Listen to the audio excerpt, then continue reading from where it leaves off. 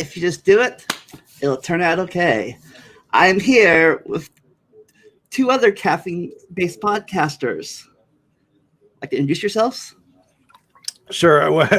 We live on caffeine. That's how we go on here. I'm actually drinking water right now. This isn't caffeine, but sure. I'm Steve McCraig, host of the Non Sequitur Show and Caffeine Corner with Cheshire Vic, who's here but not on camera.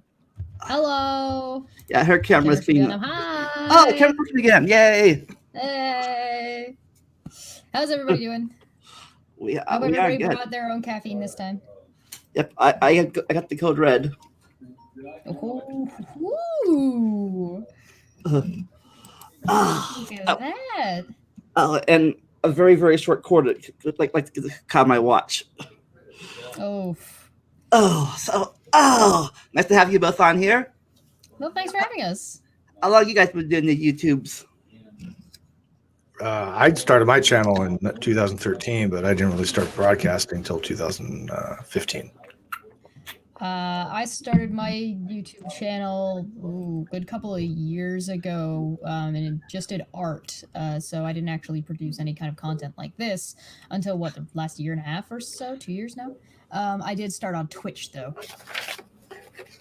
Oh yeah, back when Twitch was a streaming thing. Yeah. Well, I used to stream art on Twitch.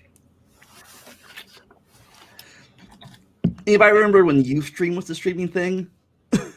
What was Ustream? That was the thing. I don't think it ever made it up to Canada. But yeah, I started my YouTube about 2007. Didn't really do anything on 2009. Oh. Yeah, I just basically when I formed my YouTube channel, I was leaving comments on a lot of videos, and they got a lot of comments underneath. I don't know if there's still a limit. There's a limit of 500 comments you can make under a comment, right? Yeah. And so I would always hit like the max, and mine would be like the number one on a lot of videos. So I was like, hey, maybe I have something to say, and so I started making videos on young Earth creationism, and it got somewhat popular, I guess. So you've been like. Oh, sorry, go on. Steve's all about getting that notoriety from just being, on YouTube comment section. Exactly, that's it.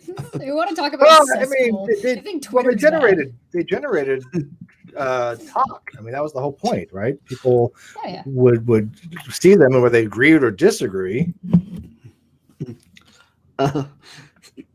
So you've been in the debate circle for a while now. Yeah, but I mean, I only did a whole handful of debates. I mean, maybe like 4, I think I can recall. When has Steve ever not been doing debates? There's been more discussions than anything else. True. Yeah, I've noticed that a lot of debates now aren't at least online, aren't the formal 12-minute here, 12-minute there rebuttal debates. It's more open discussions now. Yeah, it doesn't. The debate format kind of has run its course, just because of in my opinion at least, the evolution of social media, because it's too easily manipulated, in my opinion. Just being a good debater or being a bad debater or being charismatic or not being charismatic. I don't want to not have an interesting discussion with somebody because they're too concerned with like winning people or winning the debate or not being wrong. And there's so much of a focus in debate, or I think for a lot of people, that they get attached to being right. Being right is what matters, or they can't be wrong. Whereas in a discussion, you're not beholden to a position. You're in debate. Yeah, and also I think a lot of people that are in the big debate circles, they have an image. And if they're shown wrong a lot, then they kind of take it personally. Yeah. So before all the drama started, you had your own debate hosting channel, right? Still have Steve never had any drama until Chesh showed up. Yeah, exactly. My life was smooth sailing. Then Chesh came out of nowhere, and like all hell broke open. But what up? I still have my Great Debate channel, but that's kind of a catch-all channel. I use it for a variety of different things. Like I'm going to probably be streaming some Destiny 2 to it later on today. Nice. So I asked this. I had the other main debate guy on my channel a few months ago from the modern day debate thing. I asked him this: like, did you ever have, like, when you were hosting on that thing? Did you ever have a guest that changed your mind on that topic?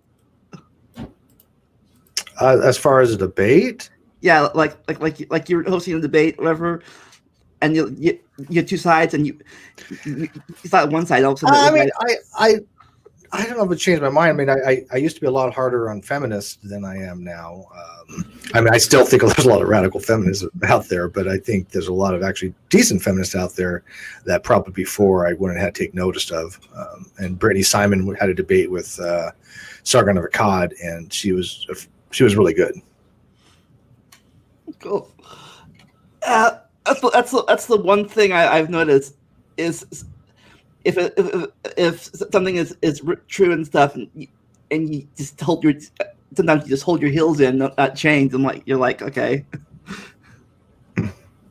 Sometimes when you hold somebody's feet to the fire, it tends to things can get contentious. And when things get contentious, it can be difficult to get your point across. And so having a lesson in being patient with somebody when you are holding their feet to the fire, like, you don't have to always be going at them and being like, no, you answer, no, you answer, no, you answer, to necessarily get to there's more than one way to skin a cat, right? You can get to that point and hold those flames there without necessarily being too contentious. Yeah, there's some people that just you have to attack them with just by attacking, not say attacking them meanly, but just like, okay, look, you stupid idiot. This is the thing. Other people, you to be nice. You like their challenge are like, it's okay, I understand. There are times where it's like you run into somebody where you're just like, listen, I can't with you, and you just get frustrated enough where it's just like, you're just an idiot. You just do not understand either the topic, you're either not educated enough, or you don't have the faculties or the tools to be able to comprehend or understand the problem going on, or whatever different points of view you have. And sometimes you just have to be like, sorry, no, you're just dumb. I've had a few of those trolls. Like I made a gaming video, right, entitled something, and everyone went over to me and said, "Hey, this isn't South Park." I'm like, "No, it's not South Park. Why is this South Park? Because if I upload those videos, I would get copyright claimed and striked. I'm not going to upload a damn TV show on my channel." Right. Yeah, and the striking system is horrible too. I mean, like a lot of these even games, I had to turn off music on Destiny 2 when I was playing, because a lot of these Twitch streamers are having problems with people playing regular games and you're getting content ID matched, or worse, getting a strike for playing a game. The music's in the game. Cyberpunk 27 had the same problem. They used copyrighted music. To be fair, Cyberpunk has gone out of their way to try and fix it. Like, they saw that was a problem that was happening, so they've gone to go and try and fix that problem and stop it from happening. So props to them for that one. Back when I used to have to use my laptop using McDonald's Wi-Fi to stream years ago for my own internet, I had the same problem. The background radio at McDonald's playing music. Yeah, the radio. Oof. The thing that bothers me, or I think is the most ridiculous, is probably YouTube striking its own fucking YouTube available royalty-free music that you get from YouTube. Yeah, no, it would say, free music audio files, none of this is all free stuff you could use. And then the owners of those music came back and said, we changed our mind.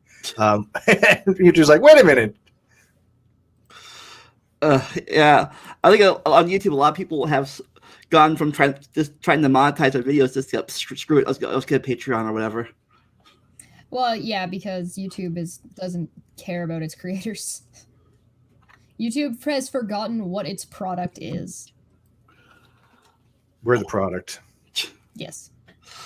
Oh, I remember when were you around when Google bought YouTube? Yep. Yeah, and that was a fiasco. Yeah, I remember. At the same time, I got my first smartphone, 2011, and I had to sign up. It was an Android, so I had to get a Google Gmail, my first Gmail to use it. Then like I went to YouTube to join the Gmail. Okay, I'll switch to the Gmail. I get the Gmail account, and he said, "This Gmail account is already used. You can't use it." I'm like, "Yeah, I know it's used. It's my Gmail account." Well, it's kind of like me being DMCA'd from my own channel, right? Yeah. So what I did was I started a personal YouTube account with my personal name, and then I transferred the ownership of my main account to my personal account, so I could use my Gmail account, my Gmail for my main account. There's so many, like, the thing was with YouTube, or sorry, with Google buying YouTube, was that the guy who made YouTube knew how it functioned, and when Google bought it, they didn't know how it functioned.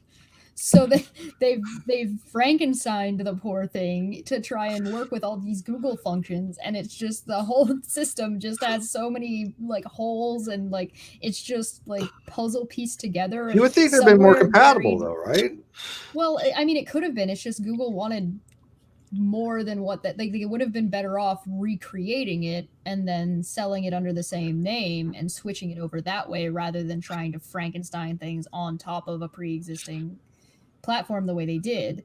So now the problem is that they can't fix the problems because the problems are in the coding. And so if this coding affects this coding affects this coding affects this coding, and it crashes your entire system because you can't, like, it's so screwed. It's so screwed. And somewhere buried underneath all the bells and whistles and buried underneath all these like this horrendous deformities that they've been adding to the platform is the YouTube we all started on, that we know and love. Down there buried somewhere. It's like Akira, the monster Akira. And like Akira's in there somewhere, but you know.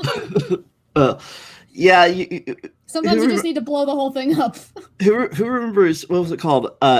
Not G something on YouTube. I forget what it was. It was like G talking or something like that. Oh, it was like the Google trying to do its own YouTube. Yeah. Yeah, and then didn't work. I did like when we had it. I did like Google Hangouts while it still works. I used to do that all the time.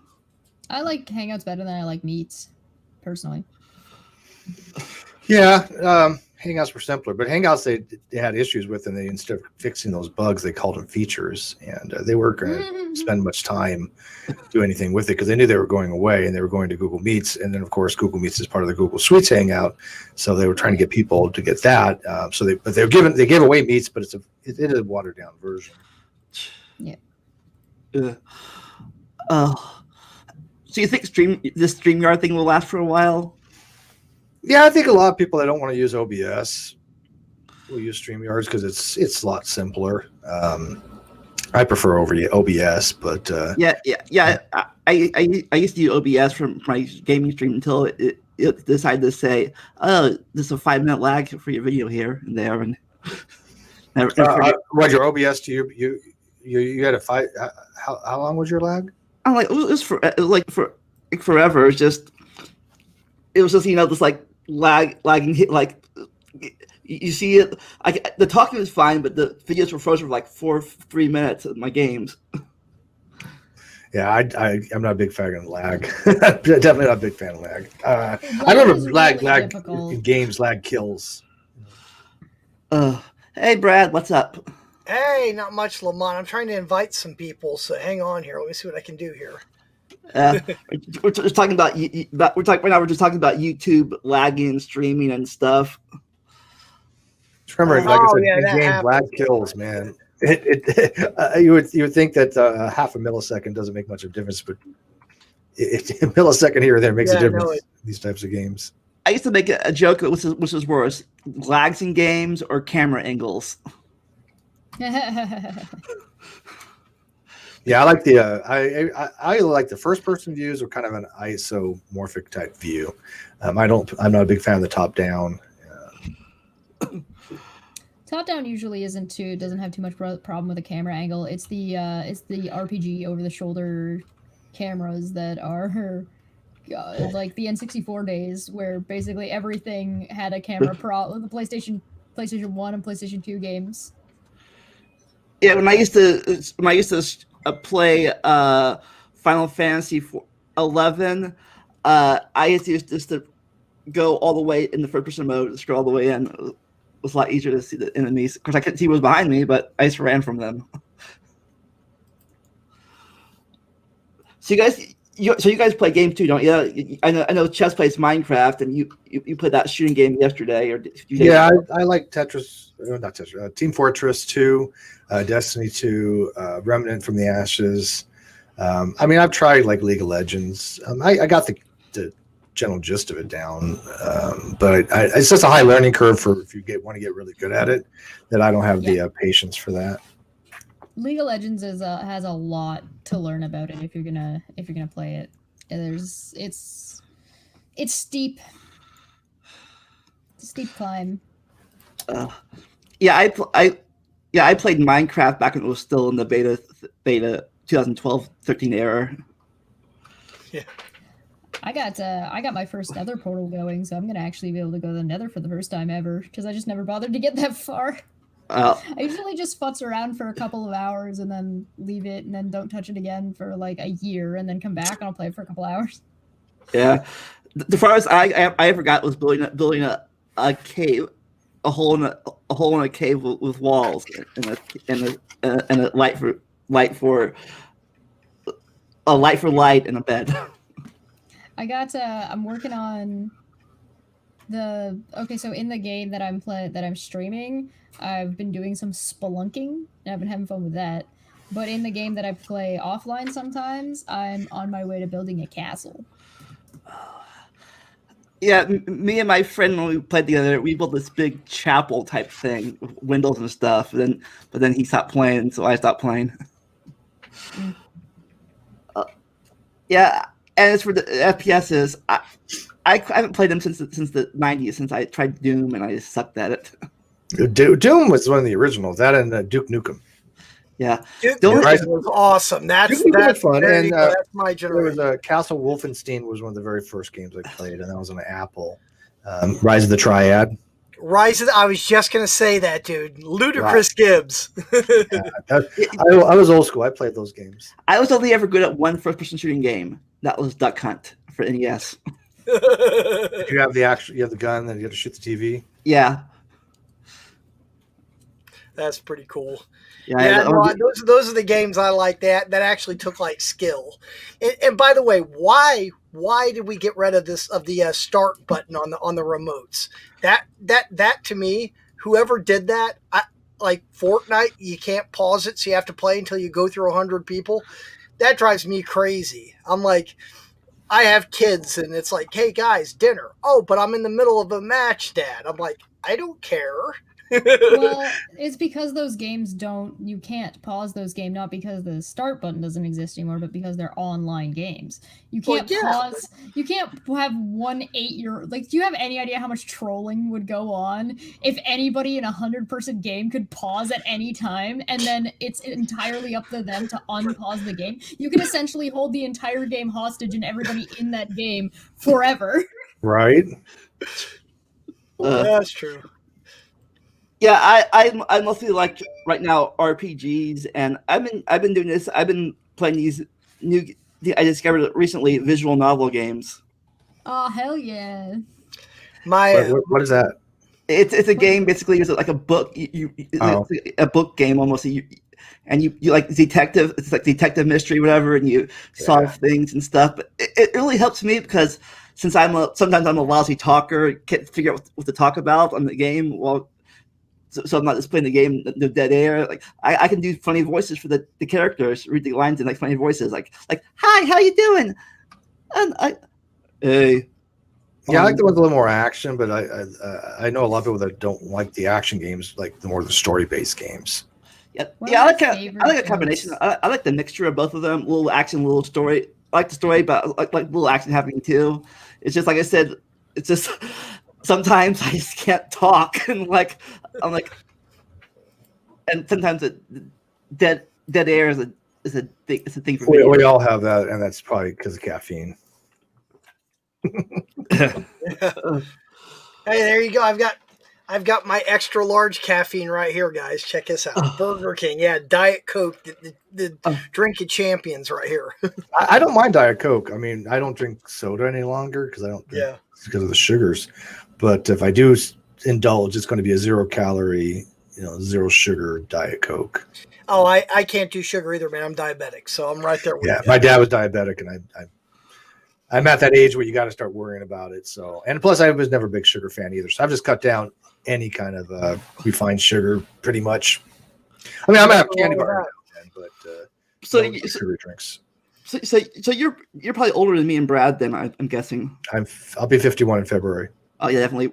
He's 10 years older than me. Yeah, we both just turned 40. Well, he turned 41 he turned 41 a few months ago. I'll be 41 at the end of the month. Yeah. That's where my name came from. 98. That's when me and Brad graduated high school. Yeah. 98. What was I doing in 98? I don't know. I got the Navy in 93. It was like the whole 90s don't exist for most people. Or worse, the 2000s. 2000, 2010, people don't even remember that whole decade. Like it didn't happen. Because you go the 80s, 90s, and then what after that? 20s. So you were in the Navy in the early 90s? I was in the Navy from 87 to 93, yeah. So were you in the Gulf Wars first one? Three times, yeah. Yep. Oh, well, thank you for your service. We do appreciate that.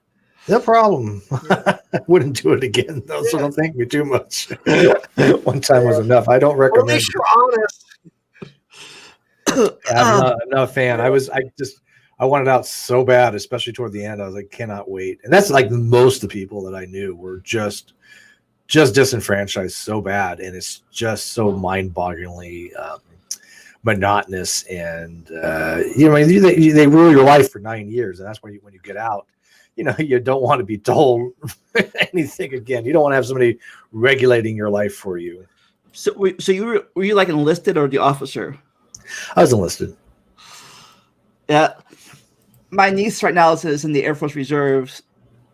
She's going to be a nurse. She's trained to be a nurse. So right now she's enlisted, but she'll probably be an officer after she graduates. Oh, and we had a friend that was in the Air Force too. Do you guys like music at all? Yeah. Yeah. I listen quite a bit. Brad here runs his own record company. Yeah, nice. What style? We're a very, very diverse record label. We do everything from hip hop to bluegrass to metal to everything in between. We're more of a movement and a lot less of a label. It's more like everybody contributes. I definitely do metal. I had my caffeine today. I'm weaning myself off. That's all right, man. Actually, I'm actually between talking to you guys. If it looks like I'm doing a blank face or something, I'm not. What I'm actually doing is I keep switching between screens. I've actually invited some of our artists, Stars Never Sleep, to come on, and they're actually going to play some songs, hopefully, which is what we're looking to do here. But I'm trying to see if I can get them if they got the link or not. So that's always the fun part. So yeah, I sent the link earlier. They were on for like 5 minutes before the stream started, and they like. Their camera. Something kind of came up. I don't know. I got to find out. So who is this? Somebody else is here. Who is this? Somebody here's to this. Mm-hmm. Hey, Bet. I hope that. Are you guys interested in distributing copper magma? Is this the guy you were talking to me about, Lamont? Yeah, it was on my stream last week. Yeah, well, do me a favor. Shoot him a link and see if he wants to come in. I'll talk to him right now. We can get stuff done if you want to do that. Yeah, in about an hour and a half, he'll be on another stream wearing a tutu. Cool. He lost the bet. Excellent. So his name's Bent. Is that correct? I can't tell. My you turn Yeah. 40, your vision changes. Oh, okay, it is bent. Okay. Yeah, that's true. Well, my It's vision, things. my vision died when I was 10. So Well, Yeah. I was told I had an eye exam just recently. My optometrist had said if you're going to do LASIK, because I was a perfect candidate, do it when you're 55. And he said after 55, your eyes don't change that much. You're pretty well done at that point. And so if you're going to do LASIK, wait till 55. Here, I'll tell you what. I will give this Brent fellow. Give me about Lamont. I'm gonna step out for 1 second. I'm gonna get something to give Bent a message so he knows where to reach us at. Actually, okay. I might be able to. Let me see here. Let me go brand here. Wait a minute. I might actually have it. Let's see here. So oh, so Chess, you got your food delivered? Yes. What you end up getting? I got A&W, but I got the poutine. Oh, that's good. You got poutine. That's like So the I never had greatest thing ever. poutine. She gets it like anytime she wants, and yet I've never had it, and so it's kind of Do you weird. live in Seattle, or where are you getting poutine No. from? Because that's a Canadian dish. She's I'm Canadian. Canadian. Oh, well, there you go. Yeah, she's this Canadian. is specific. This is A&W poutine because of course A&W in Canada has poutine, and so does McDonald's and Wendy's and Tim Hortons. Does it have like does it have actually the cheese curds and has the gravy? Yep. That's So that different is different awesome. places do it differently. So Yeah. a number of years ago, I went with my dad had passed away back in 2016, and one of the things I told him before he passed away is I said, wherever Mom wants to go, Dad, we'll travel and we'll take her wherever she wants to go. So my sisters and I have this thing where every year, except for this year, but every year around Thanksgiving, we go over to my little sister's house and we roll out a map of the U.S. And then what we do is we grab a dart and we throw the dart. And wherever the dart lands, that's where we're taking our vacation. So one year we ended up in Maine. The first year was Seattle. And I actually have a cousin that lives out in Maple Valley, which is about 20 minutes outside of Seattle. 20 minutes by Dayton, Ohio drive times, 3.5 hours by Seattle drive times because of the traffic. But he lives kind of like out in the suburbs from the city. And we got to tour my brother-in-law. He's a huge baseball fan. He's a just biggest baseball nut you've ever seen. Somehow he managed to get us a tour of Safe Code Field where the Mariners played, and we got to tour that. And after we got done there was a restaurant right outside of the ballpark, and they had poutine made with like a local beer. And oh my god, Oh, that sounds yum. dude, that was like it was like everything that we don't need to eat for those of us that are watching carbs. It was Anything that has made with beer sounds good. But yeah, I'm doing low carbs. I'm doing higher fat and protein for my diet. So I'm trying. I mean, I do have carbs like for breads. You know, those are decent carbs. But other than making bread for like sandwich and that nature, I've cut out a lot of that extreme. See, I love carbs. pasta. I love everything I'm not supposed to eat. I'll have a noodle I'll have some pasta every now and then, but it's nowhere near like I used to eat a whole pizza. Do you mean carbs in a whole pizza? I mean, Yeah. like legit a whole pizza. Once Oh in my a God, while, that'll kill Steve you. consume one singular noodle. One ravioli, tortilli. Yeah, I kind of have to If eat a whole that's the case, pizza. give me jiao long bao. I want my soup dumplings. Thank you very much. I didn't get pizza last night. I live by myself, so I broke down on my diet the carbs, fat, and protein pretty much, and then how many grams of protein to get a day, how many percentage of carbs and fats and proteins, and I think it helps if you kind of know what you're eating. yeah. When I That's what kind of diet you're on. Go ahead. Speaking of carbs and stuff, when I started college at Sinclair, before I failed at it miserably, I learned the wonders of the wrap sandwich wraps. Oh yeah, because you get everything in one bite, right? It's like Hey, actually, Lamont, I just figured out a great way on how to talk to your guy Bent, and I'm going to fix that right now. I'm going to put. I can send you his Twitter account. Hang on. But so a thing. So Steve, all that court drama is finally over with now. I wish. No, it's definitely not over with. I got some decent possible news the other day, yesterday, but nothing I can put out yet. But we'll see. It's going into the holidays, so I like to have something done before then. But North Carolina isn't having any kind of in-court session until January 15th at the minimum. So at least a month for that. But there might be some other things that we're trying to do in the interim. Yeah, I got too much detail on it, but someone stole his other YouTube account. Well, they stole my channel. They stole my entire YouTube channel. They stole $30,000 from me. Went on a campaign to smear me and character assassinate. And then I took them to court, and they submitted false evidence to the court. They got busted for that. They forged signatures. They got busted for that. What else? They perjured themselves numerous times. I mean, I lost count of how many charges of perjury there might be. I mean, you would have to it would be funny if somebody did like a counting gag of that. That's a count. That's a count. Well, I mean, really hard. I mean, there was 4 counts of perjury. This when he falsely DMCA'd me. That is under perjury, penalty of law too. And so those weren't even included in the fact that he, in a deposition, decided with 2 lawyers present and a court reporter to outright lie to my lawyer, as my lawyer asked him questions, and his own lawyer said, if you lie, there could be penalties because you've been to prison before. And he's like, yeah, why would I lie? I don't want to go back to prison, kind of thing. And come to find out, he did lie. It's unequivocal. The judge had recognized it. The judge had noted that there's strong indications of credibility issues, and he'll be looking at a possible either criminal contempt hearing or a couple criminal hearing or a couple criminal charges from. Or he proves he's a time traveler. That is an option. If he can prove that time travel's a legit thing, then maybe he might have a valid defense.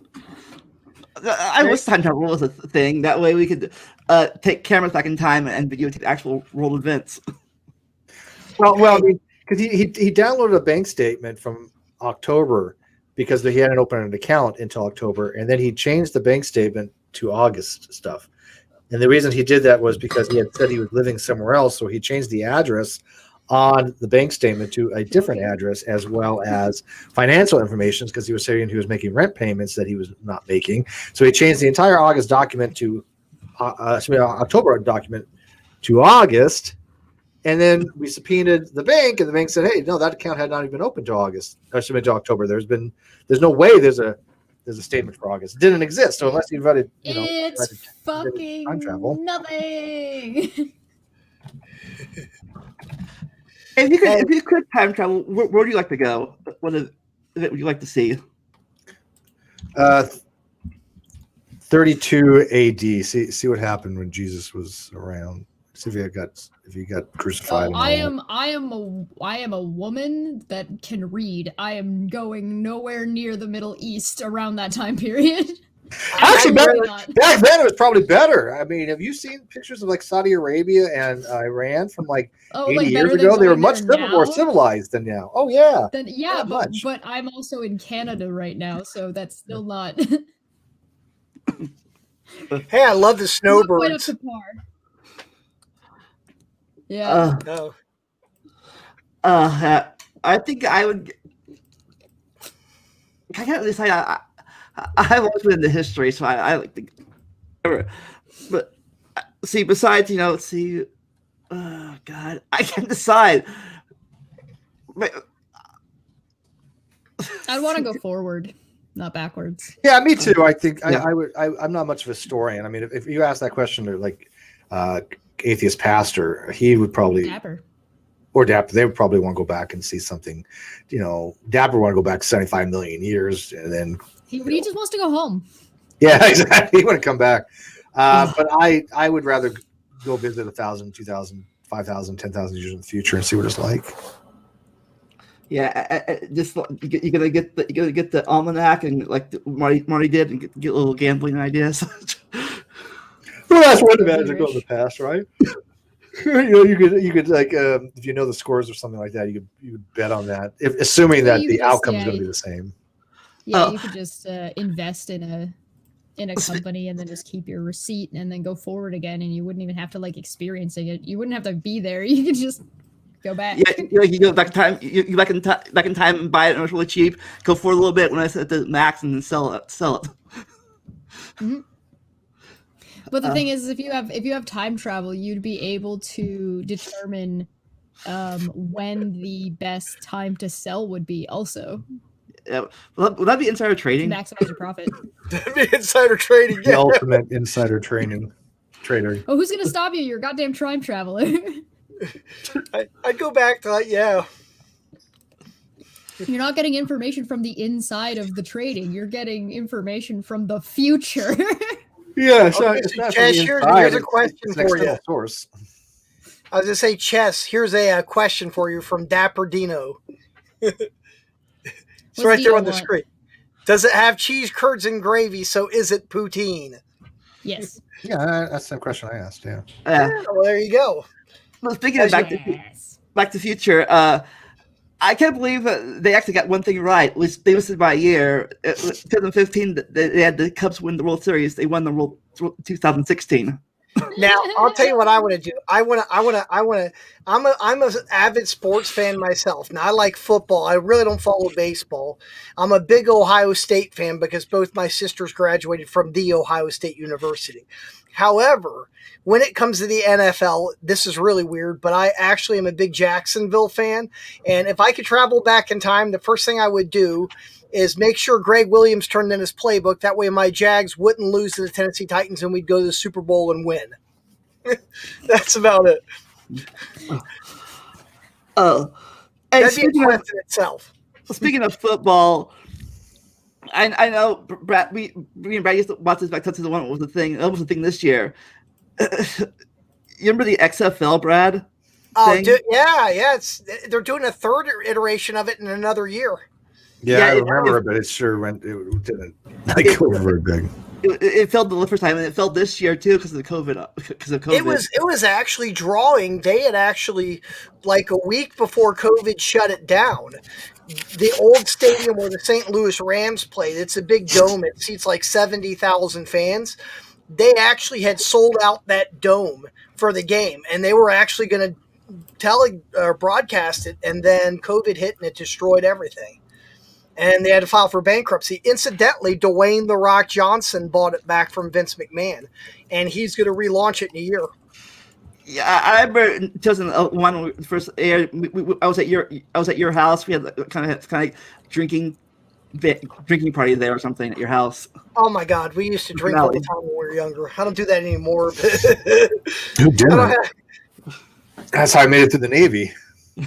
That's what. Yeah, well, exactly. But I'm a lightweight now. When I was like 20, Lamont will tell you, I was the guy. I'd try anything stupid. I'd drink it. It didn't matter. But I can't do that anymore. Everything changes.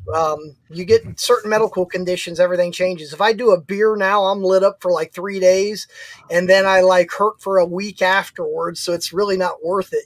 It's like I was always a light drinker. I never drink more than usually 1 or 2 drinks at a time thing. Because I had this neighbor who could go through. We had like a duplex house where I lived in Inglewood, and my neighbor, the recycling bin. Every trash day, there was like 2 boxes of 24 packs cartons in the trash. Oh. Like, I once had an employee who worked for me who was a very interesting person. He was one of these, you'll meet people like this very rarely in your life, but this guy that I was a special kind of a very thin-skinned person. He was a nice guy, but when I say thin-skinned, like if you gave him any criticism at all, even if you were trying to help him, constructive criticism, this guy wouldn't do this. He would get mad. And the place where I worked, he would come in, and he was seriously an alcoholic, biggest alcoholic I've ever seen in my life. He wouldn't leave work unless he had at least 40 beers in the fridge. Then he'd get home, he'd drink, he'd come to work, grilled his breakfast on the griddle in the office every single day. And we'd say, Craig, why don't you try and eat something healthy? Well, I don't want to do that. I like my bacon and eggs and biscuits and gravy every single day. He ate this. He'd spend 60% of his day in his truck smoking cigarettes and listening to country music. We kept him around for I don't know what reason, because I work for other interesting company when I'm not running a record label. But anyways, he would complain about not having money, and I'd say, Craig, you could always pick up some extra hours. There's plenty of overtime available. And then his next response would always be this: I kid you not. Well, I don't want to make too much money. I just want to make enough to barely be able to survive. And I'm like, really? And that's how this guy was. Most people are. I mean, that's just the exact opposite of how I was raised. I don't know what it is, but I'd love to make more. It's just it sounds disenfranchised in the system. That's what that sounds like. Yeah. What's the point? He wasn't. No, but here's the thing. He wasn't on assistance at the time. Sorry, I said system. Oh no, he wasn't in the system at all. Everybody's in the system. No, I'm talking about the economic system and the. The economics. Okay. I get what you're saying now. Never mind. I thought you were talking about like maybe he was like on government subsidies or something. He was on none of that. He refused that, but yet he didn't want to work any harder to make any more money. That was the thing, and it was like, really? And then he would complain about running out of money and stuff, and he'd drink 30 beers every night. I'm just like, if you could make something better. I'll tell you what saved me is quitting smoking. I quit smoking 5 years ago this maybe month. Maybe don't drink 30 beers a night. That'd save you some cash. That's a little much. Yeah. And try and eat a salad once in a while. It won't kill you. Yeah. My dad used to smoke before he died all the time. He had a hernia. He had a hernia in '96. He had to stop smoking. Of course, even 4 years later, that smoke caught up with him because he had a heart attack in 2000. Had quadruple bypass, so it catches up with you. Yeah.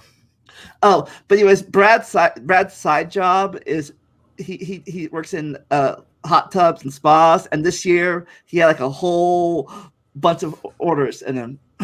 Yeah, is what I do as my. And this year, apparently, they got a backlog of them because of COVID. Yeah. Are people buying them? Is that like a hot commodity? Right now, hot tubs and swimming pools are the new toilet paper. You can't get them. People are willing to pay whatever they have to pay. They don't care. The company I work for happens to be the #1 in-ground pool installer in the entire area where we live. There's other pool builders, but we're #1 by far. And we're backed up into 2022, and we're not guaranteeing prices. And people are still coming in, throwing money in. They're like, we want a pool. We want a pool. It's crazy. When you can't go anywhere, you're stuck. Yeah, that's actually a good point. A lot of people are at home, and so especially going in the summers, they're probably going to want a pool. Yeah. Well, I would kill for my own pool. A lot of people will, but the thing is, there's a whole. Go ahead, Brad, I'll put the body underneath my new pool. You deliver to Canada? We our pools are actually manufactured. The above grounds we sell actually come out of Long Island, New York, so that's not too far away from you, depending on what part of Canada you're on. Above ground pools are a travesty. Yeah, well, people buy them. We saw. I'll tell you, they should not exist. Well, I'll tell you the truth, though. I don't disagree. I mean, they're not my favorite thing. I mean, if you don't do them right, they look like an eyesore in the backyard. But some people don't really care. And the truth is, as a company pre-COVID, we have 6 stores in the Dayton area where I live. And as a pre-COVID, over the course of 12 months, we might sell 100 above ground pool kits. This year, we did 110 in the first 2 weeks of May and couldn't get any. That'll just show you how bad it's taken off. It's crazy. It is absolutely crazy. People walk in the store and they're like, yeah, I want that hot tub. Well, it's an $11,000 hot tub. I don't care. Here's the credit card. I'll use the points and go on vacation when COVID's done. I'm like, okay. I'm like, that's how I got my ticket to Disney a few years ago. I used my sister's credit card points to fly to Disney World, like 2017. Yeah. There's nothing wrong with that. I've never been. Well, actually, I take that back. I did go to Disney World when I was real little, but I don't remember it. Yeah. I've been to Disney World, Epcot Center. Yeah. I love that. I went twice. One when I was 13, and again when I was 37. Total different experience. Yeah. When you don't have to have you don't have to have supervision everywhere you go. Yeah. Do any of you guys follow Ron Perlman on Twitter? I know of him. I don't follow him though. Never heard of him. You've never heard of Ron Perlman? Ron Perlman's the guy who played Hellboy. Yeah, okay. Yeah. If you don't follow him on Twitter, I recommend following him on Twitter. Hey, do any of you guys follow the Chad Warden? No. Yeah, he was an interesting guy. What did he do? He did like 3 YouTube videos, got a bajillion hits, and then just dropped off the face of the earth. Oh.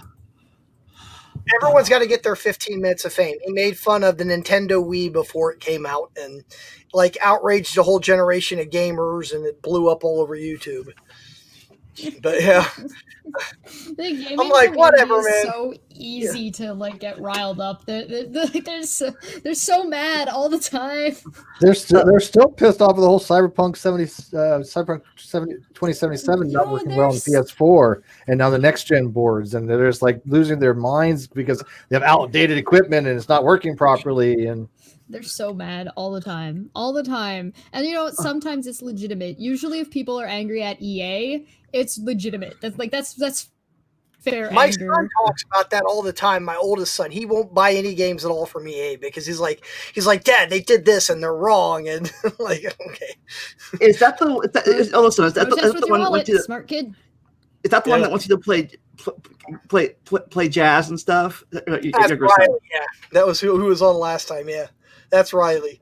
Then my youngest son, Jack, he's addicted to Fortnite, like really bad addicted to Fortnite. Oh, speaking of video games, my fourth season, we talked about this. We were joking about how the new Switch at the time was like just they wanted to make the Wii U thing because they're pretty much the same thing almost. There's a Switch, there's the Wii U, they look similar. Yeah. Yeah. Well, I heard the latest thing about EA. I guess like I grew up playing Madden. That was like my EA game to play, was like the NFL Madden or whatever. And I guess now if you buy Madden, it's just everything's changed. I'm showing my age here, so you can laugh or whatever, but it's different. When I order, you're 10 years older than me, so you get it. You'd get like if you got a video game, it was a really big deal because they were like $50 or $70 for a single cartridge for the Nintendo. Were expensive, yeah. You saved up for that. Yeah, I mean, hell yeah! I bought cassette tape. That's what I saved up for. Buying cassette tape.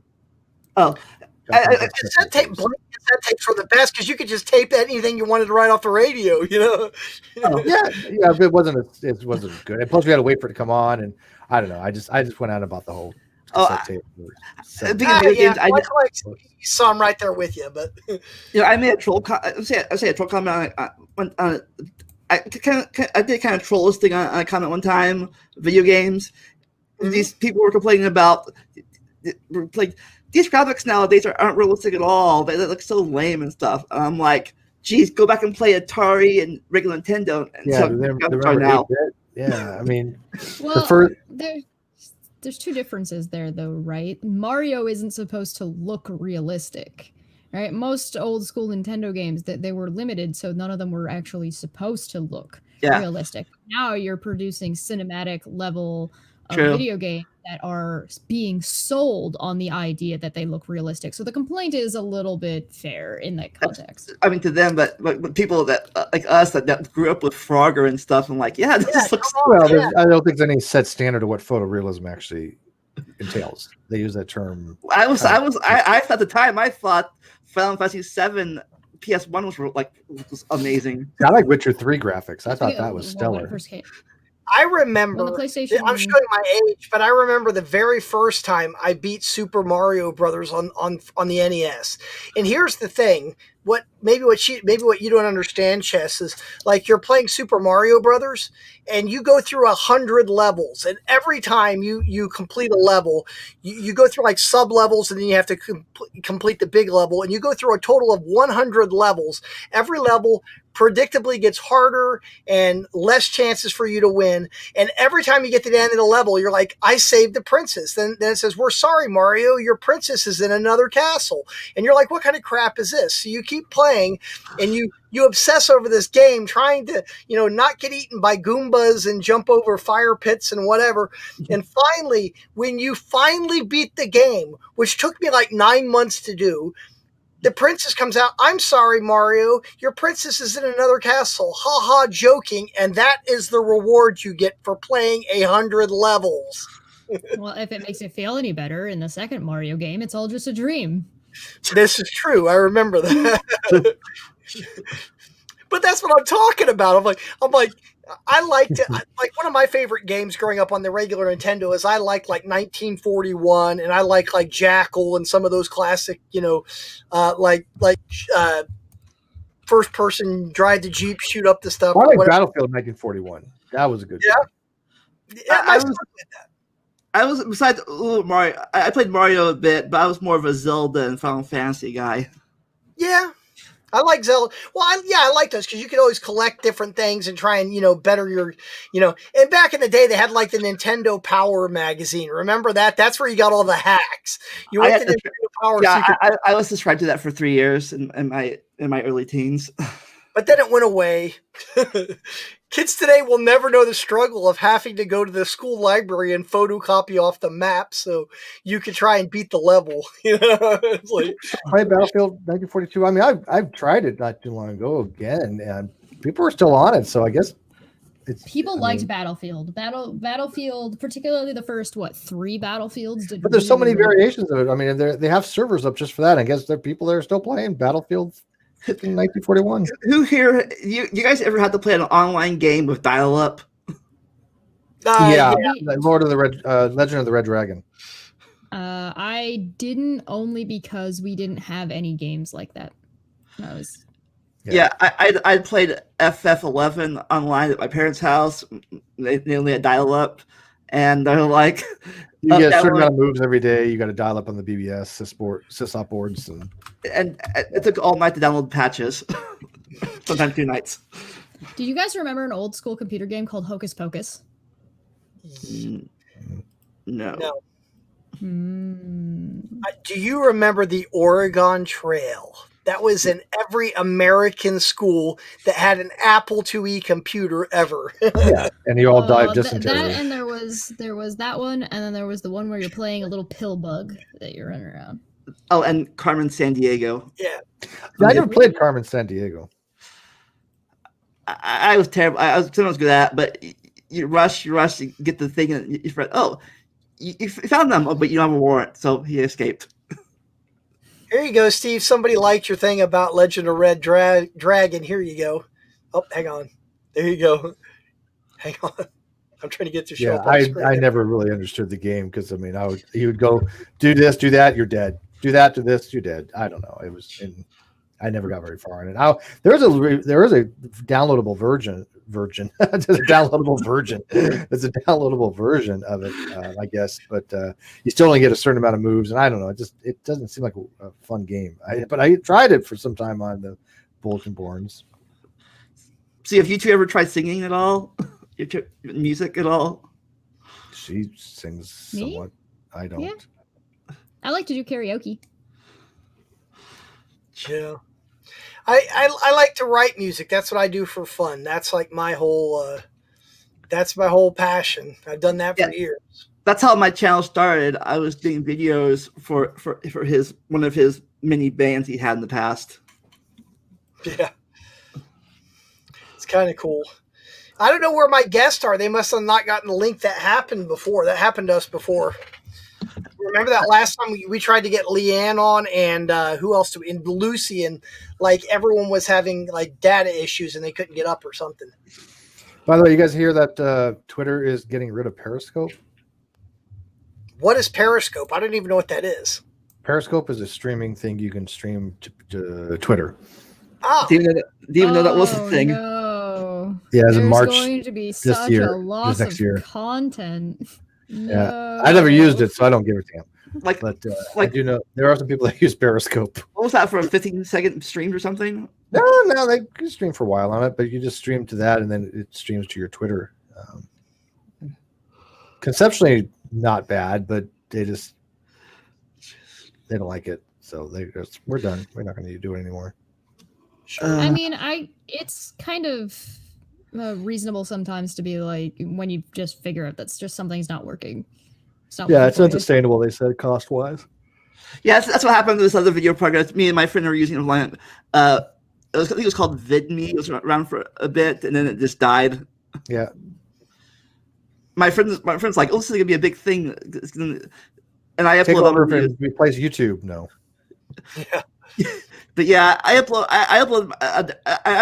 my videos on Twitch and YouTube and stuff, other places. Not just for diversity in case one of them goes down. Like I always have a backup. MeWe was supposed to take the place of Facebook too. That didn't happen. Well, Facebook did replace MySpace eventually. Yeah, and then true. MeWe was supposed to replace Facebook, but that didn't get off the ground. Whatever happened to MySpace? Is that even around anymore? Is that even a thing? It exists still, yeah. It's Does it Get rid really? of the things that are on the internet.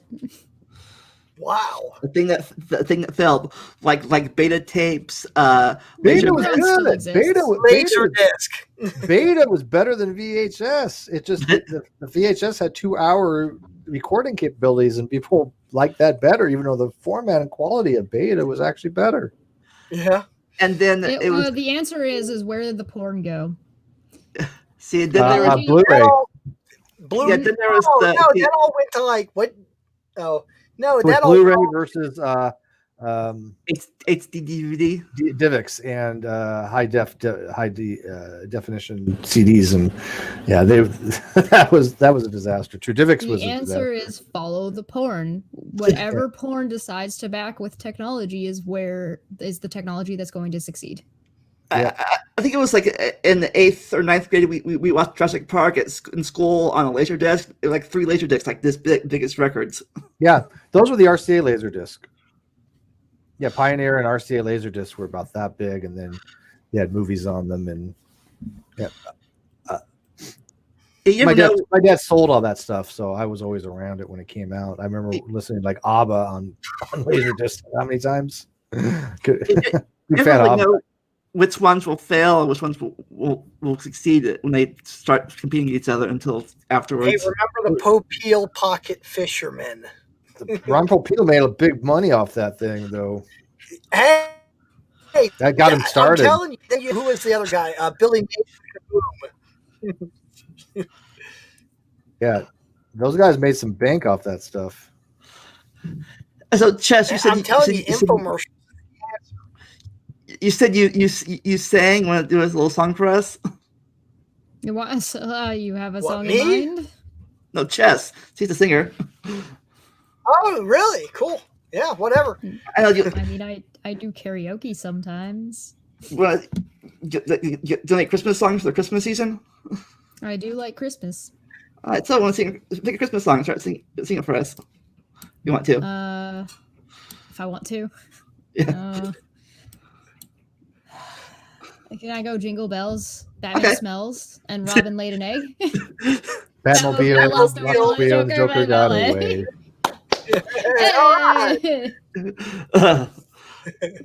All right. I don't know. What's a good one? I hear those sleigh bells jingling, ring ting tingling too. I hear there's nothing better than a sleigh ride together with you. Outside the snow is falling and friends are calling you. Outside it's lovely weather for a sleigh ride together with you. I know every lyric to every Mariah Carey Christmas song, but only because I had to listen to it in retail for years. But I can sing Yeah, Mariah Carey. Retail, dude. Retail pays the bills. It's hard work, though. People don't realize that. They think guys working in a store, they think it's like easy until they actually start, and then they're like, "Oh my god!" I burned so many. I didn't. One of the reasons I probably started putting on weight is I burned 2,000 calories a day just in retail, because you're walking all the time, you're lifting things all the time, you're folding things all the time, you're stocking things, is your physical activity is you're exerting yourself for 8 hours a day, and you it's a lot of energy that you burn up. That's kind of like where I'm at being a pool store manager. We get it's really funny. I always have kids that come to work for me or try to come to work for me in the spring, and for some reason they think working at a pool store is going to be like Hawaiian shirts and frou-frou drinks. And I'm like, oh yeah, sure. So they come in and their first thing, I'm like, okay. I'm like, you see that guy right there? They're like, yeah. I'm like, he needs like 400 pounds of sand. They're like, how do I do that? I'm like, they're 50-pound bags. Put them on a dolly, wheel them out to his car, and load them up. And when you get back, the guy standing over here needs 10 cases of chlorine. Those are 40 pounds a piece. Make sure you load those in his car. He must have a pretty good car to haul 400. He needs you need a truck. Well, people do this stuff all the time. It's crazy, man. It is absolutely crazy. And then they buy chlorine like it's going out of stock. And what they don't realize is the chlorine plant that actually manufactures the chlorine that we sell is 10 minutes away from my store. And I get 2 shipments a week. So it's like, you don't need to buy 10 cases. Well, if I need more, I can have them manufacture more. But people are like, oh no, I got to have 30 cases. I don't want to have to come back. Yeah, and I should say 8 hours minimum. A lot of times in retail, you're also going to work 12-hour days. Oh yeah. I've had 16-hour days overtime. Oh, yeah. Not fun. No, but that's the one thing I liked about working at a fast food right now is it prepared me for waiting in lines at amusement parks. I can stand in line, no problem. A few hours in line, no problem. I was just tired sitting down, like, oh, an hour wait, no problem. I stand for 8 hours a day. Yeah. That's a good point. That's a benefit. You know what else was cool about working at McDonald's, Lamont? I did that too for a long time, if you recall. I'll tell you what else was great about that. About fast food, I think more people should have to work it. And I don't mean that for the wrong reasons. I mean it for the right reason. About is you have so many different people that are working at this place, and some people really need the job. Other kids are doing it because their dad and moms are making them do it. Other people are trying to get a step up or whatever. And the thing that's cool about it is you're all forced to work together with different people from different backgrounds, different walks of life, and you're forced to work together as a team under pressure. So you find out who your friends are like instantly. Most of the people that I worked with at McDonald's like 20 years ago, I still talk to this day. We're still all good friends on Facebook. And I have no ill will towards it. I think it was a great thing. It actually gets you ready to handle, other jobs. So it's not a bad thing.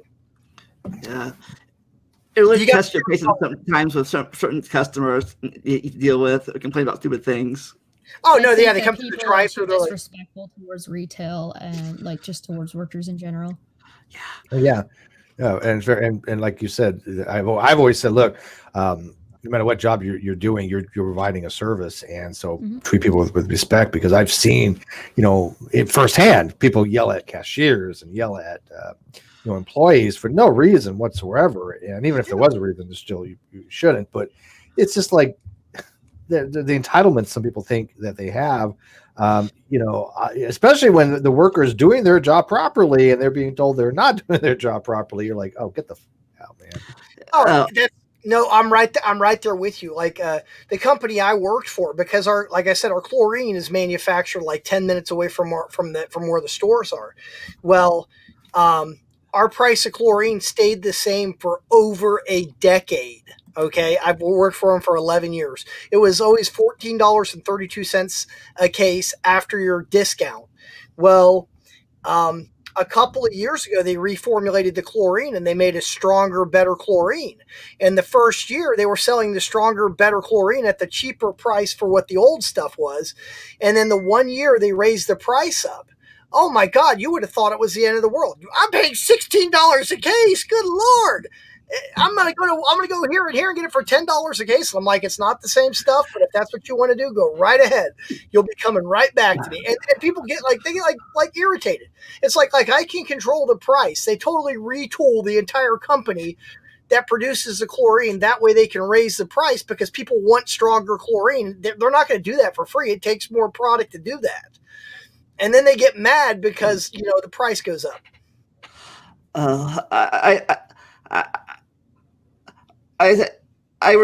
there's where we work is 2 drive-throughs, and sometimes the first person we have in front drive-through is kind of lazy a bit. So I'm back drive-through. I'm taking all these orders, So they give up the first drive-through. They come. They yell. Some facilities they yell at me, and they said, "Why'd you let 3 people go through that drive-through before you took my order?" I'm like, I didn't take. That wasn't my lane. I can't control that lane. Glenn Well, McMahon says, I don't yell at cashiers. I just furiously use sign language, what confuses the hell out of them when I'm complimenting them non-verbally. There we go. Yeah. Hey, so, you guys work the retail and stuff. So what's the stupidest question you ever been asked? What, me or who? Anybody. Anybody. Oh, I don't know about the stupidest question I ever asked, but one of the worst customers I ever had was fighting over a dime. I've seen dime. that.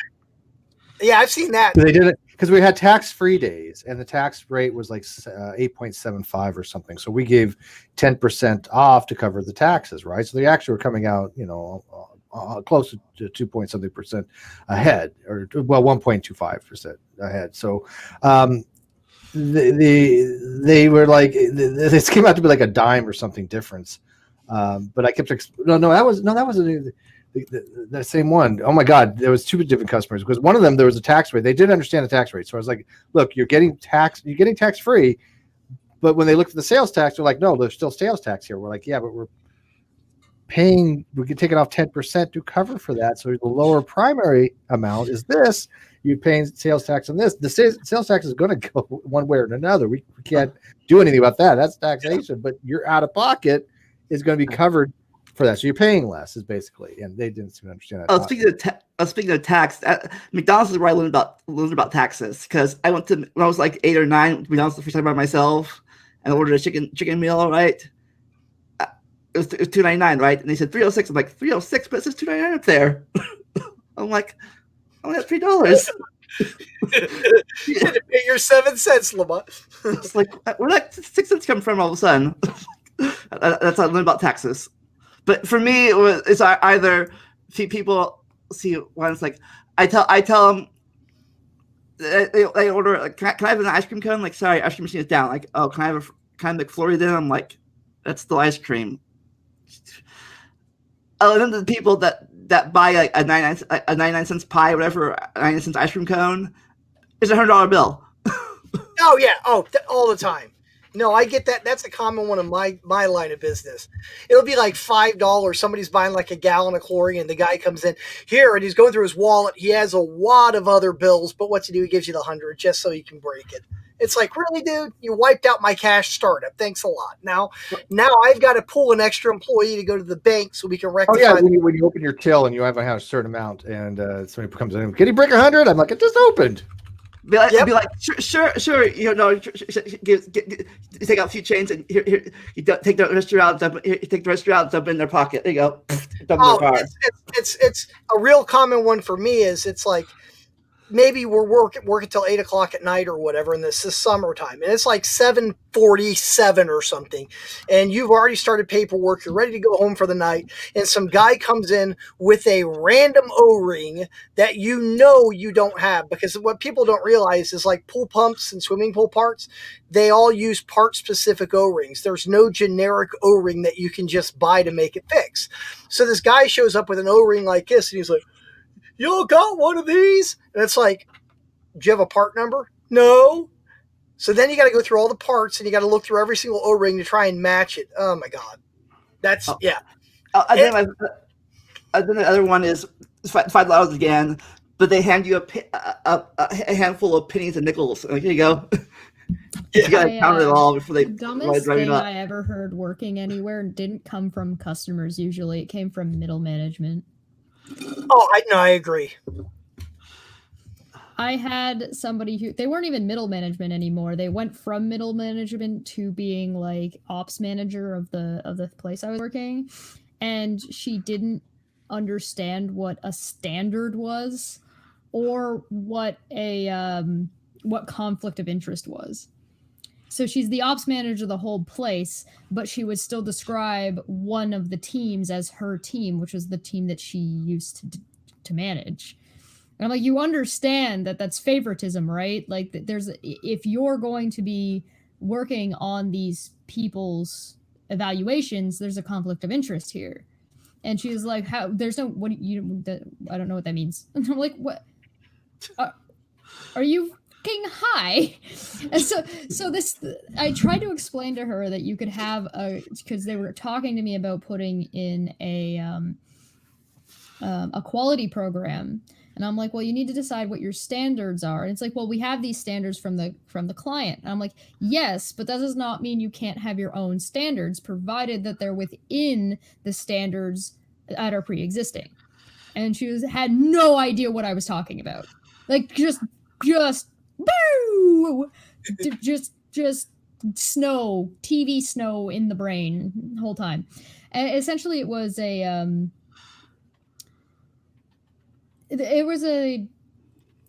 had a standard where there was this, they didn't know where the thing was that they were looking for. And so this is about when you dig underground and you're looking for cables and stuff to make sure that you're not going to hit cables when you dig. So they had these areas that were just buffer areas that they didn't know where it was, so just don't dig in this area. And they kept changing whether or not it had to be in the area or outside of the area, or like where the dig place took place, depending on whether or not you would send somebody out to go locate those wires. So what I told her, I was like, well, why don't you just make a standard? And she was like, well, we can't. What do you mean? And I'm like, they said you can't be within this buffer, right? Right. So if their workplace takes place within X amount of feet from the buffer, you send somebody out, and you just make it a standard, because we can measure that. And she just, nope, just nope.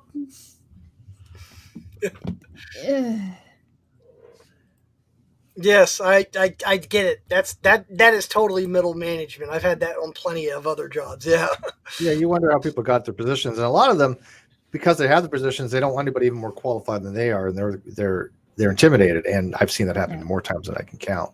And because I'm thinking to myself, how the hell did you get this position? You're a straight up dumbass. I mean, eventually I just got so frustrated and annoyed because they would ask. So this woman asked me to track something. I then gave her the information of that tracking when she asked for it, and she said, why are you tracking my team? Is it because you told me to track the product? Your team works the product, right? The team that's not your team anymore, you know? That team, you asked me to do this. What do you mean, why am I doing this? For my own health. I was bored. But at that point, I just gave up on them. And so I would ask them a question. They would bullshit me. And I would just say, listen, if you're going to bullshit me, do it well or don't bother, because I don't actually care. Just leave me alone. But I think for me, the stupidest one of all I had was, we were on fire once. I think the carbonation tank got on fire or whatever, or something happened. We were all outside the parking lot. Fire trucks were there. Firemen going in and out of the store, making sure it was safe. We were all waiting in the parking lot. People came through drive-through, honking their horn. Hello, you open? Hello. I remember at that same store, Lamont. I remember before you came in, we had an old manager, a different guy who ended up eventually getting another job. But I'll never forget this. We had a light.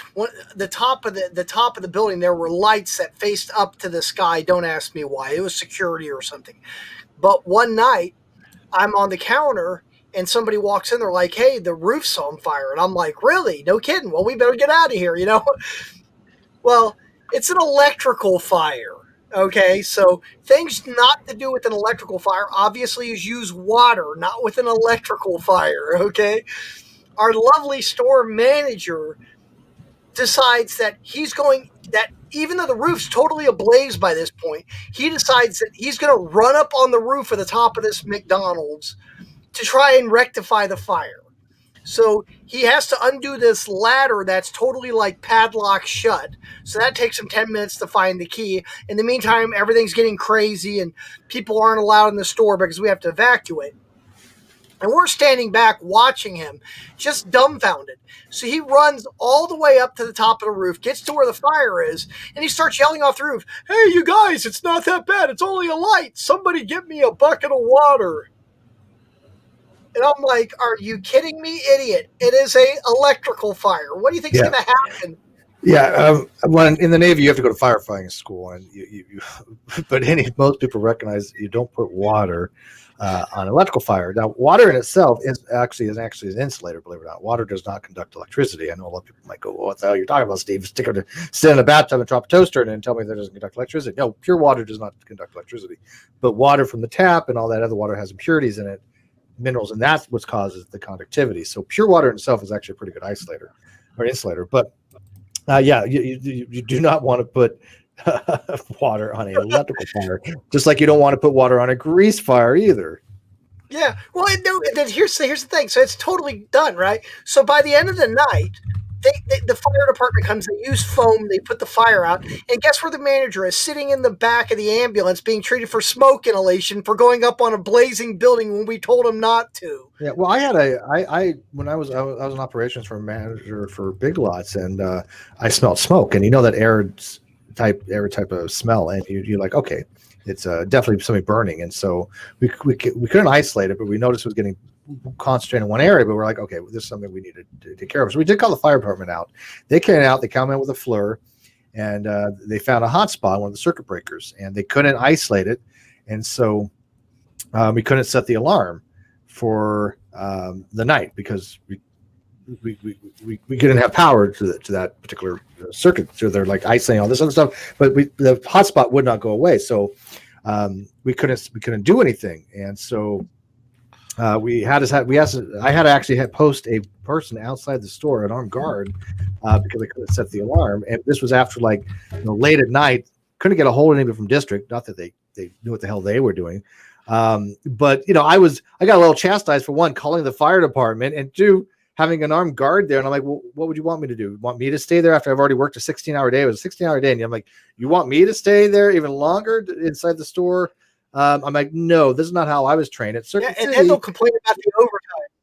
Yeah, exactly. I'm like, no, at Circuit City, this is how you do it. This is how we were trained.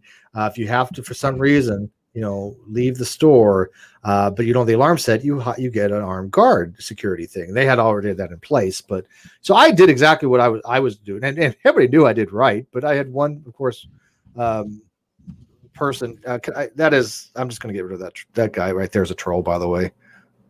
Oh, who? He's not. That guy, John Van. He's just a sea lion troll. Yeah, he's not sure about any of this stuff. No, he goes to my channel. He follows me around. He went to ATA. He went to my channel, and he sea lions and tries to pretend he's sincere. He's not. He's a troll. Oh well, yeah. Well, I'll tell you what. I know these things. Trust me. Oh no, we appreciate that. I didn't know. Thank you. That's the thing. Hey, check this out. He's blocked. So there was interestingly enough about their comment was actually I wasn't middle management. I was also promoted a couple different times through into maintenance at different places. So yeah, I got to be in middle management and was pretty much the only one who actually stuck up for my team. And when I was running the team for the actual person who was supposed to be running the team because they were bad at their job, it went great. I took a leave, and that's when I started doing Twitch. And when I came back, the whole team had fallen apart. Everything was a complete shit show as soon as I was gone. And so at that point, I had pretty much given up on them. And I was just like, I'm done. So I didn't do all the additional work I was doing for them when I came back. And by the end, they absolutely hated me. And I was like, good. Treat your employees better then, assholes. Yeah. So I was kind of like making a statement and then just left the job. When I left my letter of resignation was just a slip of paper that said so long and thanks for all the fish that I left on my desk. That was your last job, actually, wasn't it? Yeah. Speaking of trolls and stuff, you probably had worse trolls than I did, but my favorite troll, my worst troll I ever had was I made a video about. I asked a question. Very good question. Can Vulcans be Jedi? in a video. Wouldn't they make the best Jedi? Probably, but the comment I got was, this guy is to be thrown in the ovens like the Jews in World War II were. Oh my God! What year was this? When was this? About 2012, 2013. Yeah. Okay. Yeah, that sounds like 2013 YouTube to me. Yeah. like, okay, yeah, that was my best troll moment I had. Just for asking a question, a philosophical question about sci-fi. There's a something to be said about the landscape of YouTube comments changing to, being either more acceptable or less acceptable, which is why I thought it was funny that Steve started on YouTube in the freaking comment section. But yeah, I made a video about that afterwards. I called it "Haters Mean You're Famous." I'm like, hey, if I'm famous, if I'm good enough to get haters or something, I must be doing something right. Hey, but Brad, have you heard from Lucy yet, or Smash? I was just checking my phone. No, I did not hear from them. Actually, we have a comment. Let me see what this is real quick. Hang on. Sorry, I'm jumping around here. Make sure it's not one of them. No, that's not them. Yeah, because I did hear from your magma guy. He just entered some forms on my website, so that's not a bad thing. And I will reach out to him. So nice. Yeah. You gotta watch his channel in a bit. He'll be wearing a tutu in about 40 minutes. On his really? Yeah. Yeah, he a bet if on our friend Dapper's channel, if they got $200 in the stream chat, he'd wear a tutu, and they got $200 in the stream chat. Wow. Well, that's okay. That's all good. We all have different things. My old bass player used to wear a chicken hat, and I'm not even kidding about that. Banana Man Dan, and then he wore the banana suit when he would play. So he dressed up like a giant banana and play the bass with us on stage. It was great. Sound like fun, actually. Did he wear that? Did he wear that at the Bunkers concert? No, he didn't wear that at the Bunkers concert. He wore a purple camo. That was actually pretty crazy that night. I didn't tell you all about that. I don't know if you remember that, but we had practice, and we're like, somebody go get Danny. Where's Danny at? We need him. We got a show. And so Tommy goes and calls Danny, and Danny's like, dude, I'm sick. I'm like, what do you mean you're sick? He's like, Brad, I've got a stomach bug. I've been throwing up for 24 hours. I'm like, are you kidding me? He's like, but I can't go. I'm like, yeah, but so here we are. We're slotted to play a 3-hour set, and our bass player is at home just dying. So I real quick get in my car and I drive over there as quick as I can. I'm like, dude, if you don't want to play, we'll cancel the gig. I hate doing it, but we'll cancel it. He's like, no. He's like, just get me a chair. I'll play the show. So he shows up and wears his coat and this purple and gray camouflage outfit, and played the entire show sitting in a chair just so that way he could pull through. But he did it. He was a man of his own words, and did what he said he was going to do. And that show was one of our best shows. Yeah, I took pictures for Brad. I was Brad's photographer for his bands. I had drinking a few beers, and all of a sudden I was taking pictures. All of a sudden, my batteries died on my camera, so I had to. After taking a few beers, I had to walk down the street to the grocery store to buy more batteries and walk back for the concert. Yeah. Hey, check us out, Lamont. We got a new subscriber. Thank you. Hey, yeah, I know it's Chris. Thank you. Oh, somebody else too. Check us out. Here we go. Sat Diver. Hey, thank you. Is that guy a good guy, or is he? I think I've seen the name around. Is he a troll? Yes. I don't know.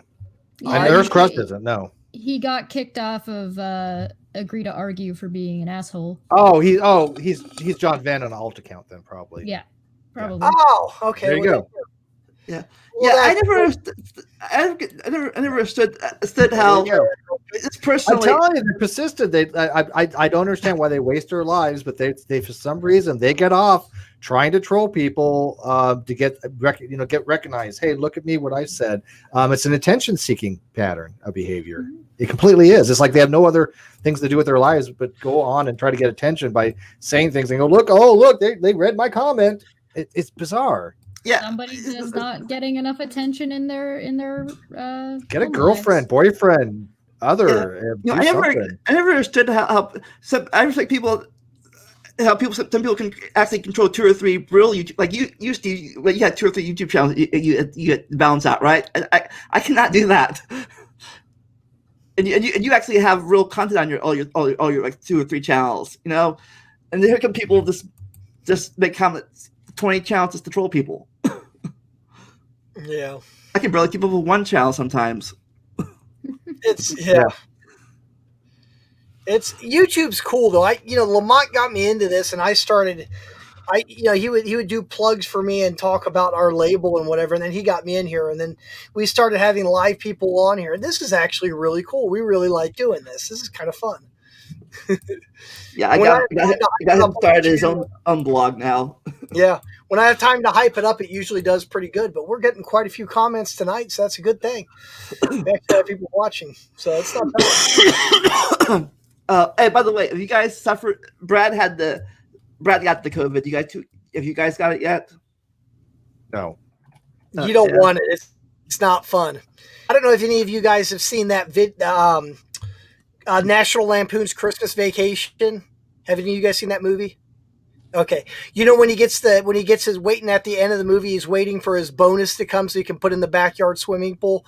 And he's like, and he gets instead of a bonus, he gets a gift certificate for the Jelly of the Month Club. And his real like trashy cousin Eddie's like, that's the gift that keeps on giving the whole year. That's what COVID is, only it's not delicious jelly. You feel like good for like a couple of hours, and then you hit a wall and you're down for 2 days. It took me 15 days to get over it. It was some nasty stuff. It went through my whole family. Everybody got it all at once. Now we're all over it, and I'm actually happy to say that I'm donating my plasma now. So hopefully, if it saves some people, it's worth it, But it was definitely not fun. Yeah, my brother's family got it. Did they? Yeah, so I don't know if I can be around them for Christmas and stuff, but I have since I have asthma and sleep apnea. I really can't afford to get. It's even more dangerous for me. I'm a sleep apnea. I'm a CPAP user myself, Lamont. So don't worry about it. That's no big deal. That's what happens when you get old. You just get more meds and more medical devices. So okay. So Chess, what do you do on YouTube? Because I'm new to this whole thing. I kind of do. I'm a bit of a grab bag. I'm a bit of a grab bag of everything. I do Caffeine Corner with Steve, which is mostly about education and conversation. Cool. I sometimes I've been on a handful of things with Steve and whatever show he happens to be running at the time. I was on one singular episode of Non Sequitur Show. You'll see me pop in on like hangouts on Red's Rhetoric's channel, doing like flat earthy type stuff. Sometimes you'll see my thumbnails popping up. I make thumbnails for different creators around the platform. I do my own channel, and that's a grab bag on its own. So I do art there. I do video gaming there. I do talks and discussions with people. I do interviews there. Sometimes I do video breakdowns. Sometimes I'll make a video that is just explaining a situation, like Matt Dillahunty being weird on Twitter. He decided to come across us one day, and so I was like, I feel like I need to talk about that. So something like that.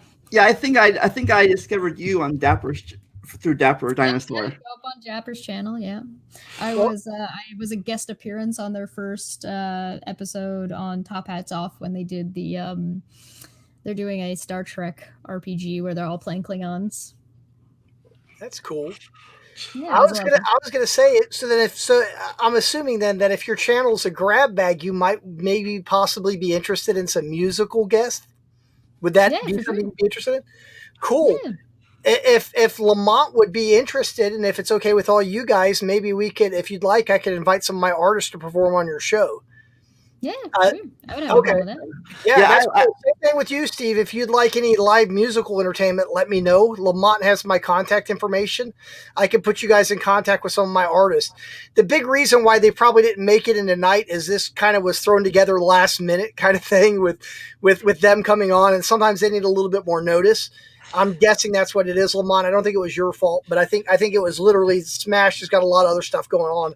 I just talked to him and Lucy the other day. Actually, I had a good phone conversation with him, so that's probably what's going on. But if you guys like, if we could plan it in advance or something, that's something you'd like. They'd love to perform live. I've got some very talented artists that all the time. That's one of our. That's one of the things that I do with my label. I try to promote local music and. and for some people from the day of Lucy and Smash, you gotta ask them to play the Oscar song. Oh, the Oscar song's great. Oh my god. They have this cat. They have a cat. It's a pet. It's like a big like feline. Anyways, this cat is like 300 pounds. No, I'm joking. Maybe not 300, but he's about as round as a basketball. And they wrote a song about their cat. And I know it sounds silly, but like all their other stuff's like really legit music. But they were just messing around. They came up with this song about Oscar, and we got them on the air to sing it. And it was the funniest damn song I've heard in a long time. I really needed it actually. So You'd be surprised about what songs people will find popular. If it's something funny and memeable, it will take off. and maybe that's something that they should do. Yeah, Smash Adams is a really good guy, and Lucy Dawn, I know them real well. There's a couple of local tattoo artists I know here locally in Dayton. One guy's named Josh Webb.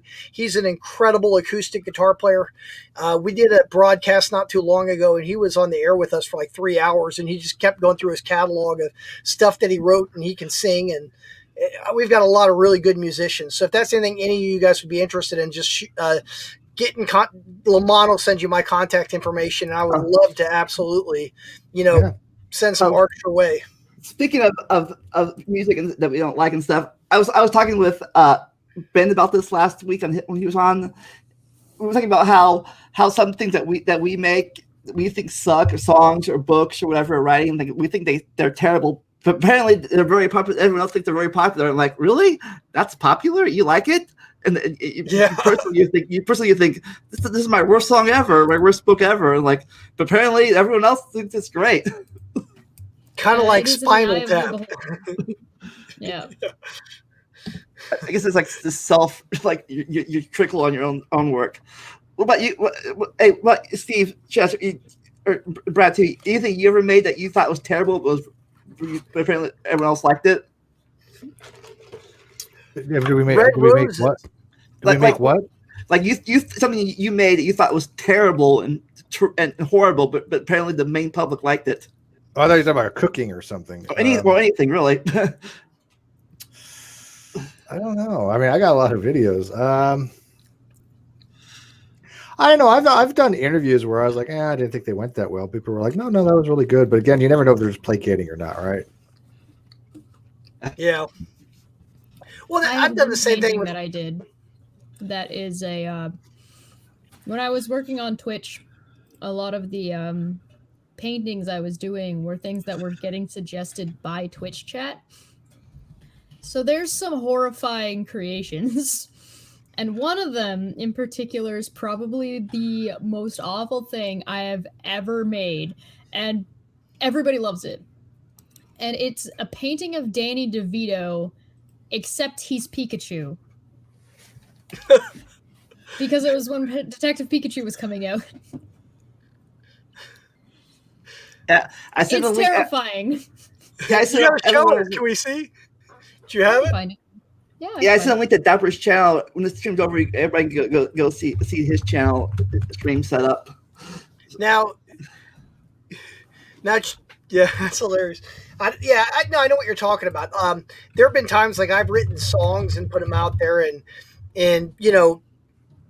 personally, I think like the production's not where I want to take it. Maybe I want it to sound bigger or fuller or whatever, and people love it. It surprises me.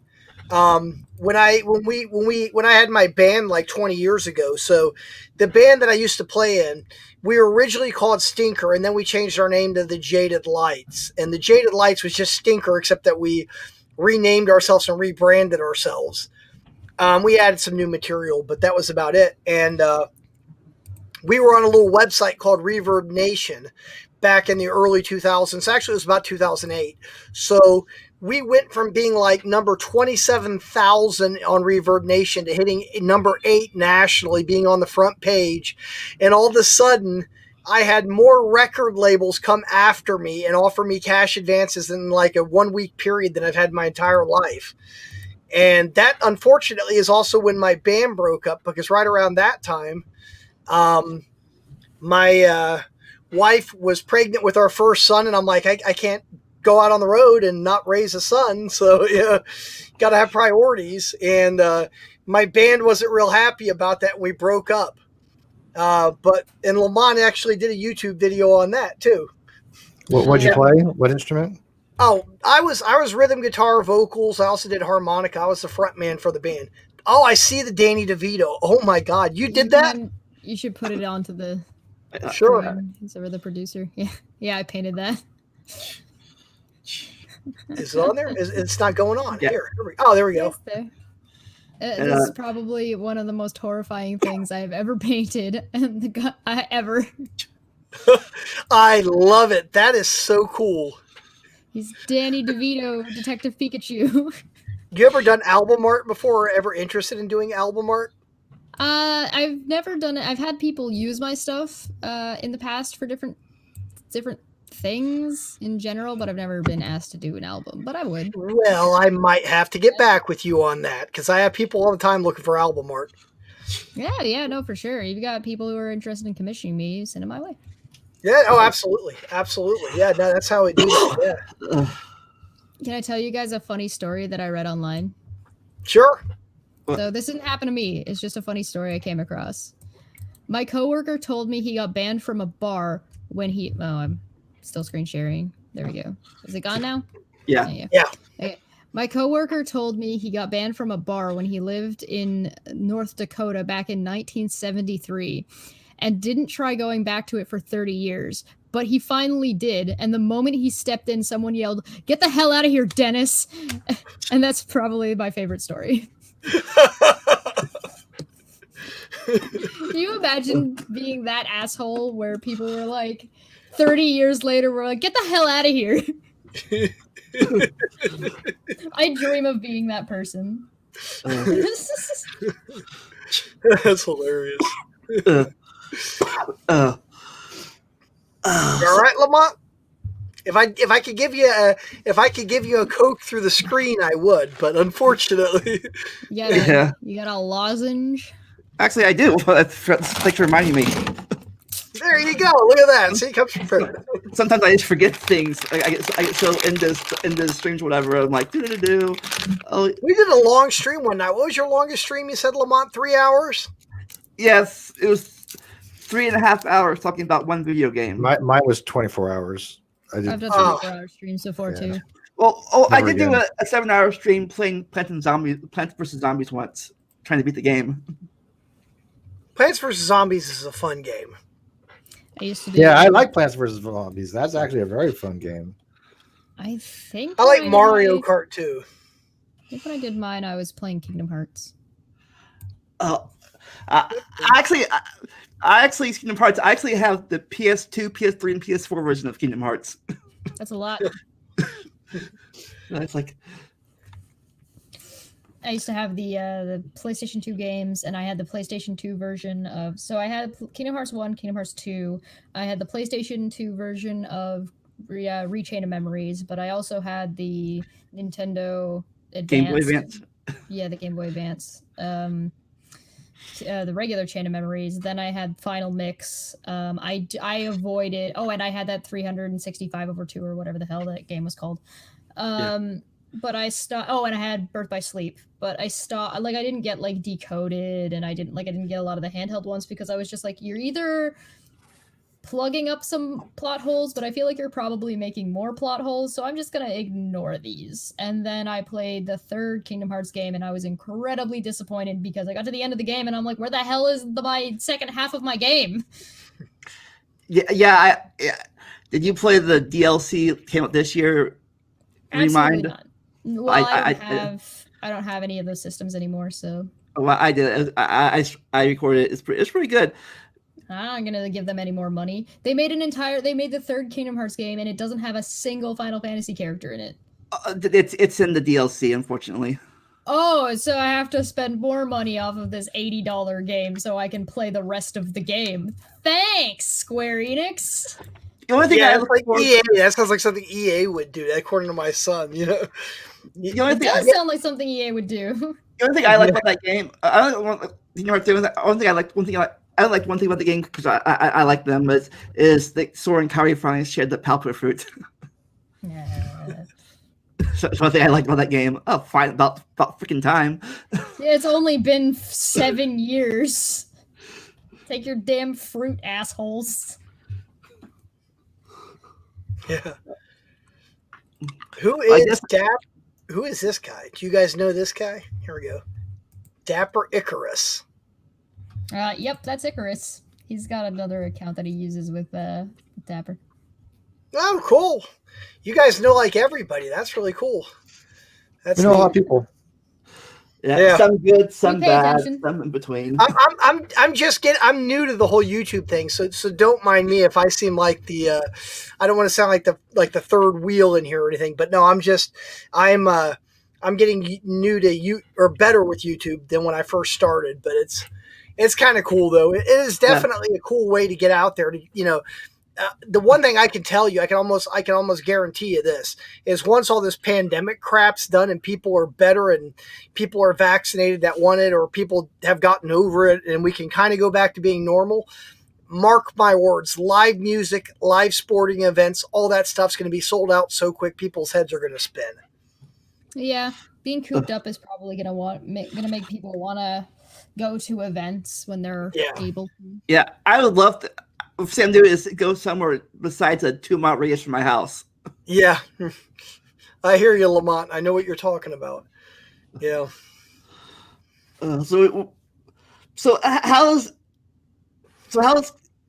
I know how about you two? How's COVID affected you guys, your guys' work environment or YouTube environment at all? No, I mean, it's tough over. I mean, the only thing that's affected is when we go out. Obviously, there's huge social distancing mandates in place here in Riverside County. So it's a different lifestyle. I mean, everybody seems so distant from each other. There's just no. It seems like a different world, like a post-apocalyptic type society. I mean, you can't even hang out at a bar or something. You know, you can't go out, have a nice dinner, and you know, I mean, last time I was hanging out with somebody, we went out for lunch and the next booth over was empty, then there was people, the next booth over was empty, and they had these big old plexiglass there, and it's surreal. Where do you live, Steve? What state are you in? I'm in California, Riverside. Oh, wow. Yeah. I hear you. Yeah, people are complaining about Governor DeWine here in Ohio. They're like, he's the king. He's trying to. But the funny thing is, you can still go to work. You just have to wear a mask. It's like, put on the mask. Who cares?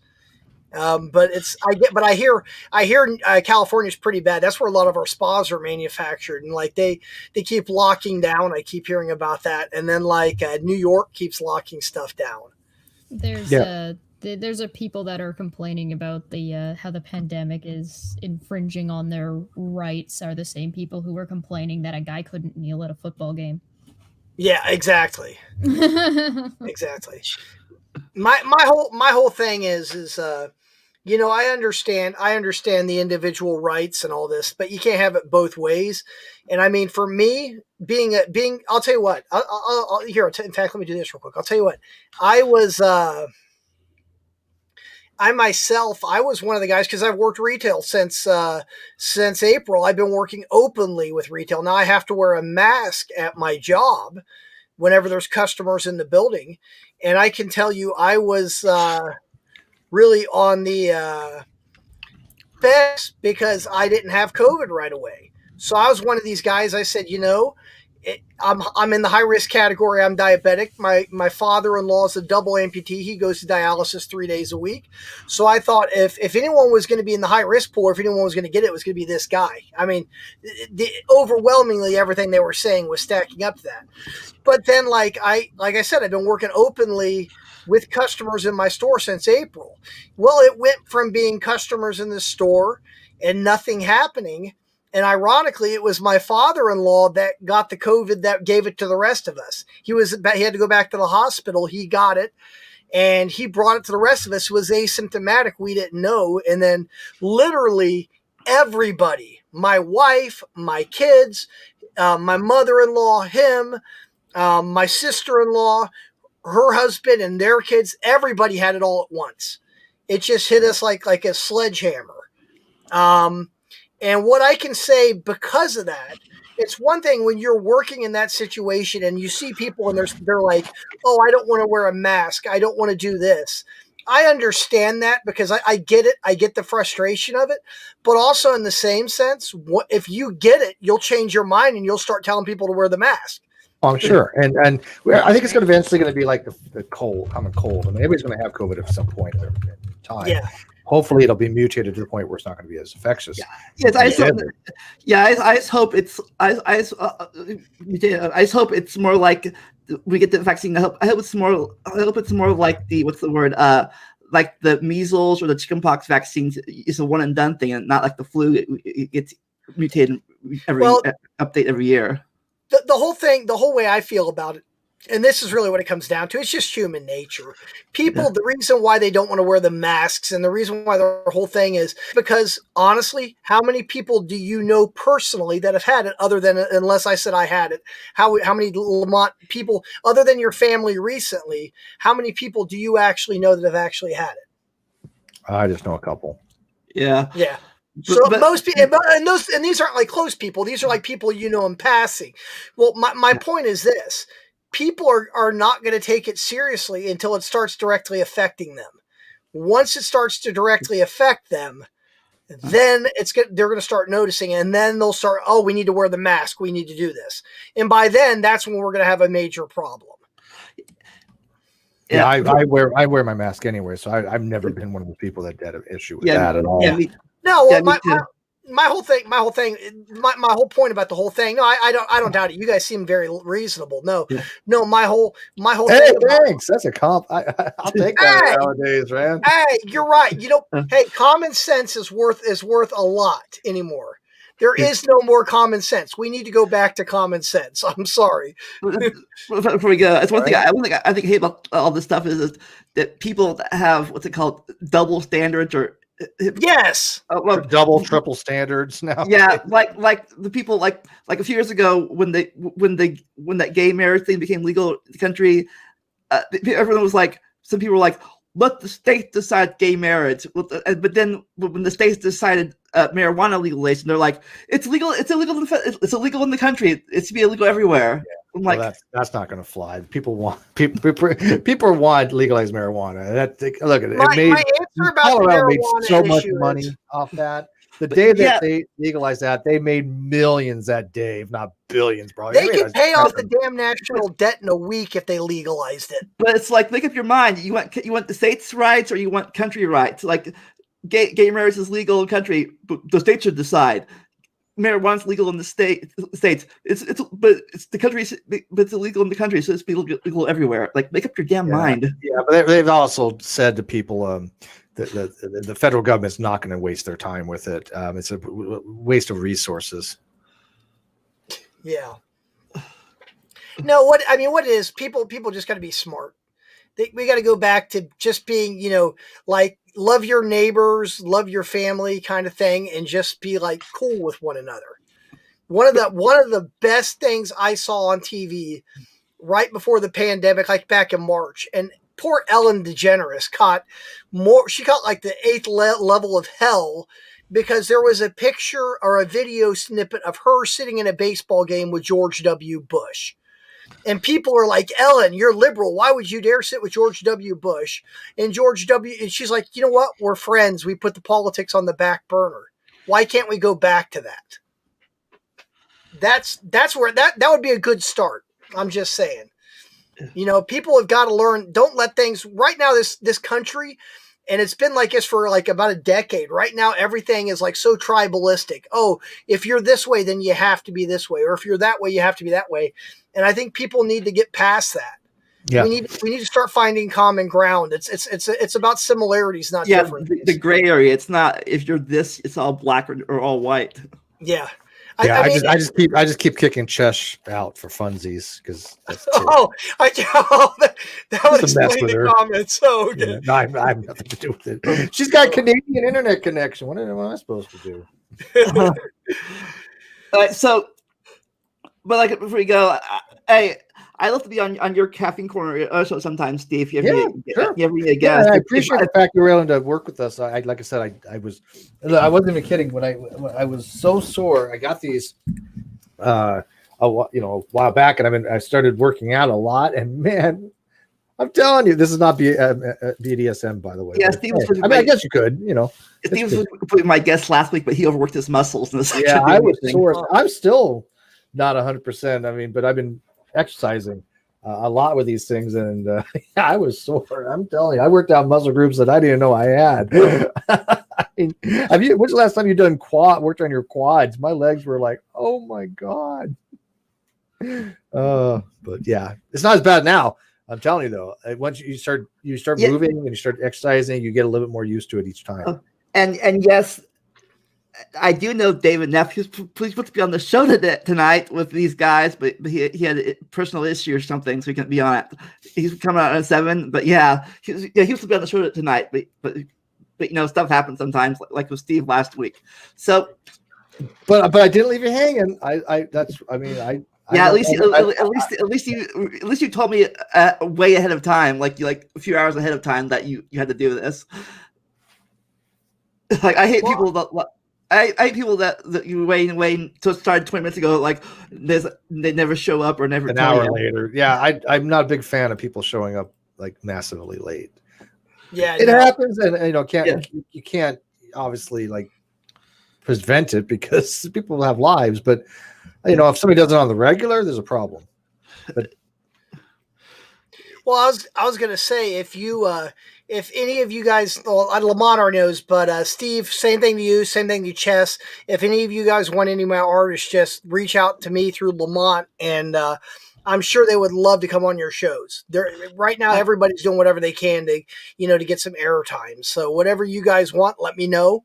I have some very good, talented musicians that would love to come on any of your shows if that's something you'd be interested in. Okay, before we go.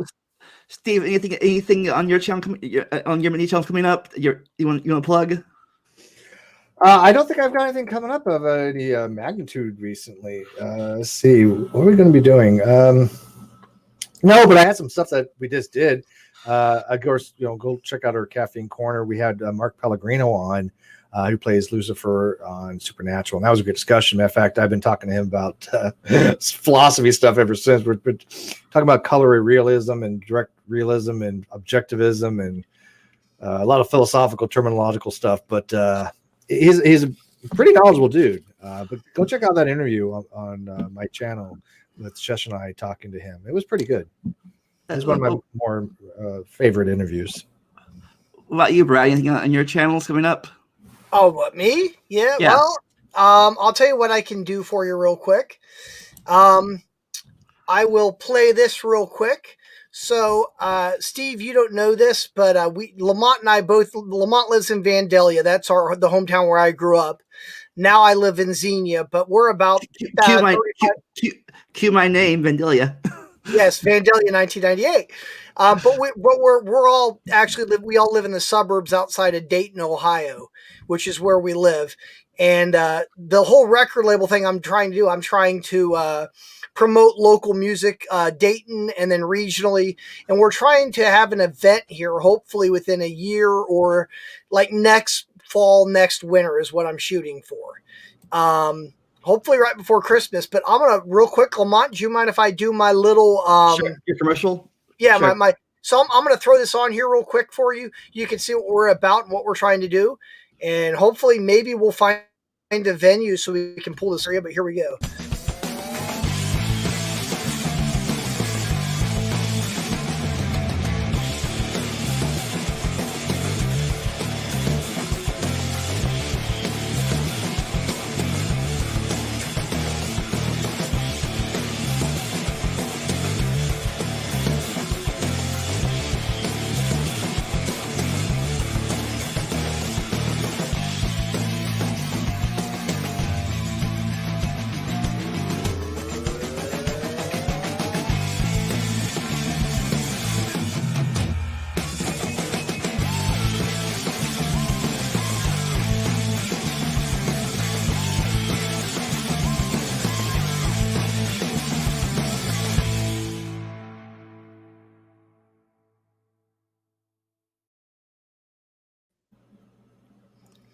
So that's my.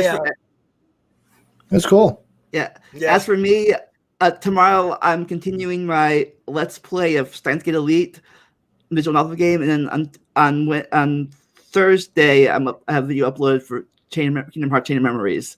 If you guys interested in video games, just check them out. But yeah, in here, I sent the links down below. Send the links in the chat. Go over to watch Dapper's channel if you're free in a bit. The links in the chat. Cool. Watch him. Watch his friend in the tutu. It'll be hilarious. But anyways, before we go, you guys have a catchphrase that you say at the end of your shows? Drink more coffee.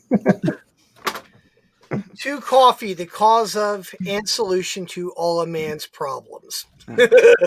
As for me, never stop learning and enjoy the randomness. We'll see y'all next time. See you next year. Bye. Bye.